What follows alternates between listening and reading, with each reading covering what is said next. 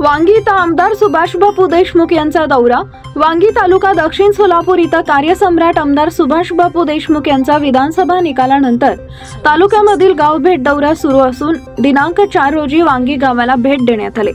बापू व त्यांच्यासोबत आलेल्या प्रमुख मान्यवरांचा गावकऱ्यांकडून सत्कार करण्यात आला। त्यानंतर राष्ट्रवादी काँग्रेस पार्टी जिल्हा उपाध्यक्ष सुभाषचंद्र बिराजदार यांनी आपले मनोगत व्यक्त केले। या प्रसंगी त्यांनी सीना नदीच्या वर वडकबाळ इथं 4.5 मीटर लांबीचा बंधारा बांधावा अशी मागणी माननीय आमदार यांच्याकडे केली।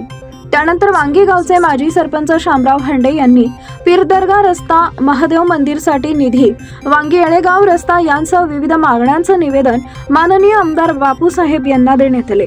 शेवटी आमदार साहेब यांनी गावकऱ्यांना संबोधन करताना आपण विधानसभेमध्ये भरघोस मतांनी मला निवडून दिला व मला आमदार केला याबद्दल संपूर्ण गावकऱ्यांचा आभार मानून गावातील कुठल्याही समस्या, गावकऱ्यांच्या समस्या, नागरिकांच्या समस्या सर्व सोडवण्याची ग्वाही माननीय आमदार साहेब यांनी दिली। या कार्यक्रमाप्रसंगी गावातील सर्व मान्यवर मंडळी, तरुण तरुणी, मित्र, माता भगिनी यांसह अनेक नागरिक उपस्थित होते। कार्यक्रमाचं सूत्रसंचालन व आभार कबीर तांडुरे यांनी केले। प्रयत्न करून चालूच करणार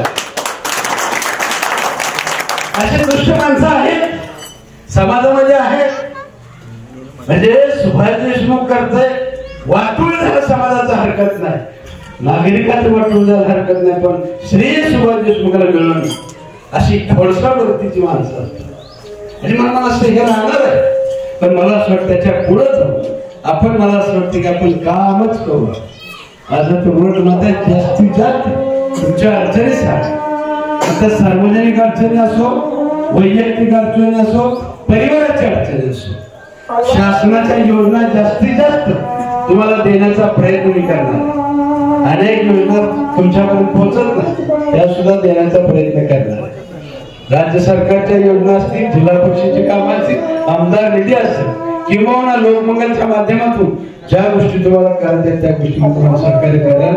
मग पाण्याचं सहकार्य असून, शाळेला हे असं आता बचत गटाने सांगितलं की आम्हाला खोली बांधून, मी तर म्हणलं सरपंचाला माझी विनंती राहणार त्यांना एक जागा फक्त द्या, खोली बांधून द्यायची जबाबदारी माझी आहे।